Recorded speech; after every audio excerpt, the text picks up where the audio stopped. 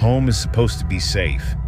Family is supposed to be familiar. But what happens when the people you love most become something else entirely? Imagine coming home for the holidays. Warmth, comfort, tradition. The smell of mom's cooking. Dad's familiar laugh. But something's different. Something's wrong. Not a single thing you can point to, just a feeling that the people you thought you knew have been replaced. Welcome home. Sarah Martinez's life had always been about precision. As a forensic psychologist, she'd built a career on understanding the subtle nuances of human behavior, detecting lies, unraveling motivations, reading the microscopic tells that most people missed. The drive from Denver to her parents' suburban home felt like traveling through time. Each mile marker a memory. The old oak tree where she'd had her first kiss, the convenience store where she and her high school friends would waste summer evenings, the winding road that led to the house that had been her entire world for 18 years. Her relationship with her parents had been complicated. Professional success had created distance, expectations, disappointments, the typical narrative of a family where achievement was the primary love language. But the holidays were different. A temporary truce, a reset button. The house looked exactly the same. White, two-story colonial, perfectly maintained landscaping. Christmas lights hung with mathematical precision. Her father, Robert, had always been obsessive about symmetry. Even holiday decorations weren't exempt from his engineering mindset. Her mother, Elena, opened the door before Sarah could even reach for her key. The smile was immediate. Perfect. Too perfect. "Sweetheart," she said. The word hung in the air. Something about the pronunciation felt off. The hug was the first real warning. Temperature, pressure, duration, all mathematically precise. No spontaneous warmth, no genuine human imperfection. "You've lost weight," her mother commented. Not a question, not a concern, an observation. Her father appeared from the kitchen wearing his traditional holiday sweater, the one Sarah had bought him 3 Christmases ago, but something was different. The way he moved, slightly mechanical, calculated. Dinner preparation began with surgical precision, her mother's famous pot roast, a family tradition for decades. But the meat looked strange, color slightly off, texture unnatural, like something manufactured rather than cooked. Conversations felt scripted. Her father asked about her work with a level of detachment that felt rehearsed, each question constructed to appear natural. But to Sarah's trained eye, it was performance. "Forensic psychology must be fascinating," he said, his eyes never quite meeting hers. Sarah watched, observed, analyzed. Small details began to accumulate. Her mother's hands moved differently when serving dinner, joints bending at angles that seemed impossible. Her father's smile never quite reached his eyes. Literally, the muscles didn't move correctly. A Christmas ornament fell. As her father reached to catch it, something moved underneath his skin, a ripple, a suggestion of something alive, something watching, not human. Demons didn't announce themselves with dramatic transformations. They mimicked perfectly. Every memory, every mannerism, duplicated with terrifying accuracy. But the soul was gone, replaced. Sarah's professional training kicked in, years of analyzing human behavior, detecting deception, reading micro-expressions. These weren't her parents. Something had taken their place. The question was, when? How? And most importantly, why? Every family has secrets, but what happens when the secret is that your entire family has been replaced? How do you fight something that looks exactly like the people you love? Something that knows every detail of your life, something that has been waiting, watching. As her mother turned, smiling that perfect smile, Sarah realized one terrifying truth. They knew she knew, and dinner was just getting started. The real horror was about to begin.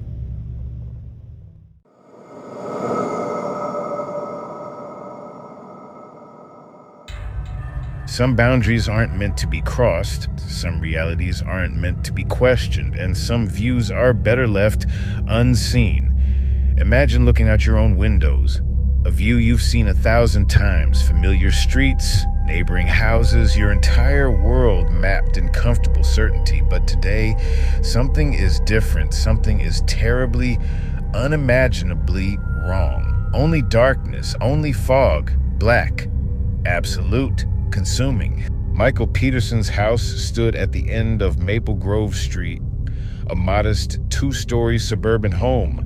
Nothing special, nothing unusual, the kind of house that blended perfectly into the landscape of middle-class America.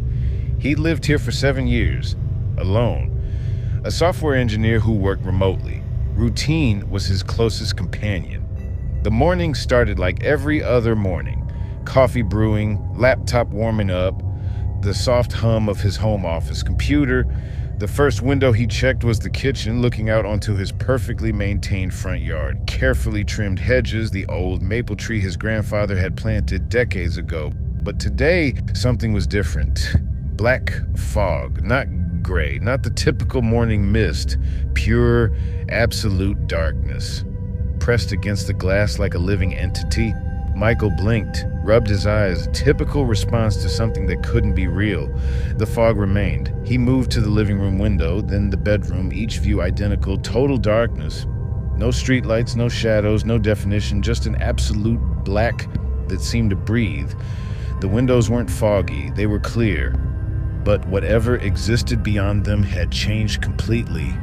His first thought was technical, hallucination, sleep deprivation. He'd been working long hours on a critical project. Stress could do strange things to the human mind. He checked his security cameras. The exterior cameras showed nothing. No feed, no signal, just pure black. Cell phone, internet, landline, all dead, isolation complete. The house felt different. Subtly, walls seemed to breathe, floors seemed to shift. Imperceptible movements that disappeared when he tried to focus. Memories began to blur. Had he always lived here? How long had he been in this house? The certainty of his own existence started to fragment. Objects in the house began to change, slight alterations, a picture frame slightly askew, a book moved millimeters from its original position. Nothing dramatic, nothing he could definitively prove, but something was watching, something was waiting. The black fog pressed closer to the windows, not breaking through, not yet, but suggesting an intelligence, a patience. As hours passed, Michael's perception of reality began to dissolve. Was he inside the house, or was the house inside something else? The boundaries between interior and exterior disappeared. Every attempt to understand became another layer of confusion. Every rational explanation crumbled under the weight of this impossible darkness. Something wanted in, something was already here. As the black fog pressed closer, Michael realized one terrifying truth. He was no longer watching the darkness. The darkness was watching him, and it was getting closer.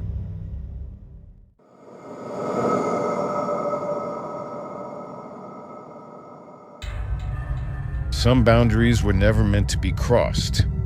Some experiences cannot be undone, and some journeys have no return ticket. Imagine wanting to touch the impossible, to dance with death and walk away. 1 minute, 60 seconds, a simple experiment. But what if those 60 seconds stretched into an eternity of unimaginable terror? What if death wasn't an end, but a beginning? Some secrets are better left unexplored. Marcus Holloway had always been obsessed with the edge of human experience, a tech entrepreneur who had conquered every challenge in the physical world. But one question consumed him. What truly happens when we die? Not philosophical speculation, not religious theory, pure clinical experience. He found the doctors through a network darker than the dark web. Dr. Elena Rodriguez, Dr. Victor Chen, a brilliant, disgraced, willing to push medical ethics to their absolute limit. Their initial meeting happened in a private medical facility outside Los Angeles, sterile white rooms, equipment that looked more like experimental technology than standard medical tools. 1 minute, Marcus explained, his voice steady, determined. Clinical death, precisely controlled, then bring me back. Dr. Chen's smile didn't reach his eyes. Mr. Holloway, death is not a light switch, not a simple on and off. But Marcus had already decided money would solve any ethical dilemma. Enough money could make anyone do anything. The preparation was meticulous: medical monitors, life support systems, multiple backup protocols. Marcus signed away every possible legal protection. No liability, no recourse. Are you absolutely certain? Dr. Rodriguez asked. Her voice carried a weight of warning. Marcus nodded. The procedure began at midnight. Sedatives first, then a precise cocktail of drugs designed to stop his heart. Monitors tracked every biological signal: oxygen levels, brain activity, cellular response. His last conscious thought was a strange mix of scientific curiosity and primal fear. Then darkness, but darkness was too simple a word. What Marcus experienced cannot be described by human language. Not a void, not a tunnel. Something more profound, more terrifying. Infinite space compressed into a single moment. Memories became physical entities. Pain transformed into living creatures, and every regret, every moment of shame, every hidden fear materialized with horrifying clarity. His childhood fears took shape, not metaphorically, literally. The monster from his childhood closet, his grandfather's disappointed face, the girl he bullied in 3rd grade, now a towering figure of accusation. Time became meaningless. 60 seconds stretched into what felt like millennia. Layers of existence peeled back. Reality became liquid. Memories became weapons. His consciousness shattered into infinite fragments. Faces of everyone he'd ever hurt appeared, not as ghosts, as living accusations, each one dissecting his life with surgical precision.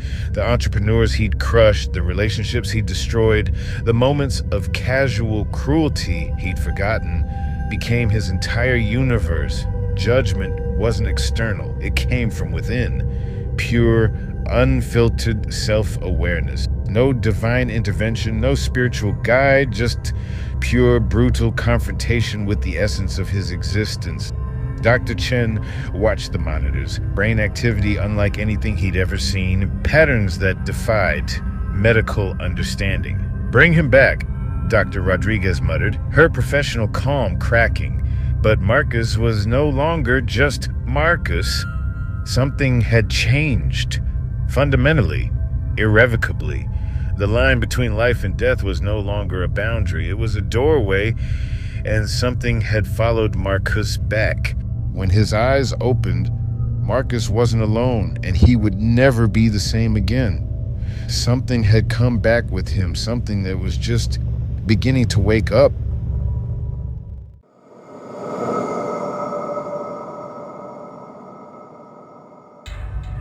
Imagine a world where the homes of the wealthy hide the darkest secrets, where every blueprint contains a hidden nightmare, and one architect knows exactly how to turn your sanctuary into a trap. Marcus Holloway wasn't just an architect. He was an artist of manipulation, a master of architectural terror who understood one fundamental truth. Vulnerability isn't about walls, it's about the spaces between them. For 20 years, Marcus had built mansions for Hollywood's elite, tech billionaires, and political powerhouses. Each home was a masterpiece of modern design. Sleek lines, panoramic windows, open concept spaces that screamed wealth and success. But nobody knew about the blueprint's hidden layer. Every single house contained a secret passageway, meticulously designed and perfectly camouflaged. Invisible to the untrained eye, these corridors wound through walls like silent predators, always leading to one destination: the bedroom. Marcus's process was methodical. During initial consultations, he would study his clients, not their aesthetic preferences or square footage requirements, No, he studied their fears, their secrets, their vulnerabilities. A movie star with a paranoid ex-lover, a tech mogul worried about corporate espionage, a politician hiding skeletons deeper than campaign promises. Marcus listened, and then he designed. The passageways were engineering miracles, triggered by seemingly innocuous mechanisms.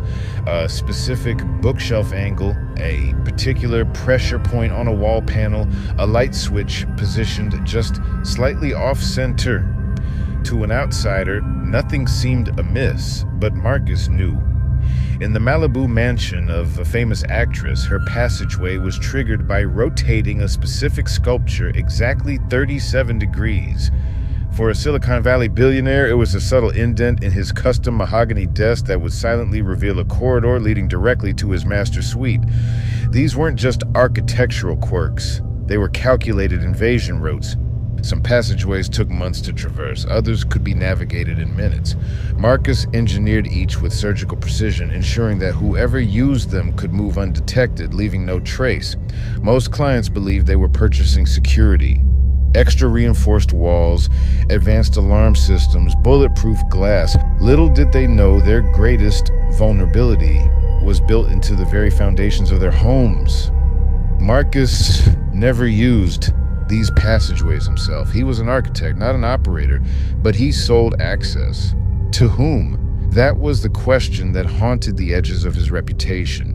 Rumors circulated in exclusive circles, whispers about Marcus's side business, about the kind of people who might pay extraordinary amounts to have undetectable access to the most private spaces of the rich and powerful, blackmail, surveillance, something darker.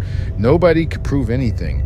Marcus's designs were impeccable. His reputation was sterling. Awards lined his office walls. Architectural Digest had featured him multiple times, but beneath the glossy profiles and stunning photographs, something sinister lurked. Each home was a carefully constructed mousetrap, and the mice, they had no idea they were already caught. Tonight, somewhere in the hills above Los Angeles, a passageway is about to open, and whoever steps through won't be invited.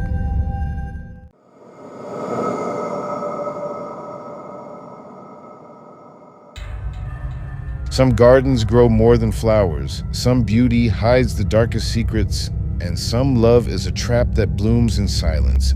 Imagine a world of darkness, where vision is a memory, where touch and sound become your entire universe. A stranger appears, charming, mysterious, offering a promise of beauty beyond imagination. But beauty can be the most deadly predator of all. Some gardens collect more than just roses.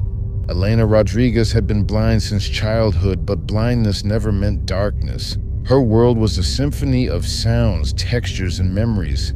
A successful classical pianist, she'd learned to navigate the world through extraordinary sensitivity.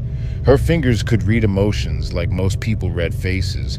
Her hearing caught nuances that others missed entirely. The voice first found her after a concert. Deep, smooth, cultured. Your music, he said, it sees what eyes cannot.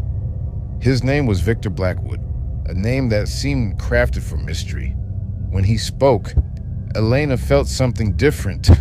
Not just sound, not just words, something that vibrated deeper than physical perception. Their first conversations happened over expensive wine. Elena could smell the vintage, feel the quality of the crystal glass, detect the subtle movements of his body. He described his botanical garden with such precision that Elena could almost see it. Not with eyes, but with imagination. Roses, he would say, black as midnight, fragrance like forgotten memories. 3 weeks of carefully orchestrated conversations.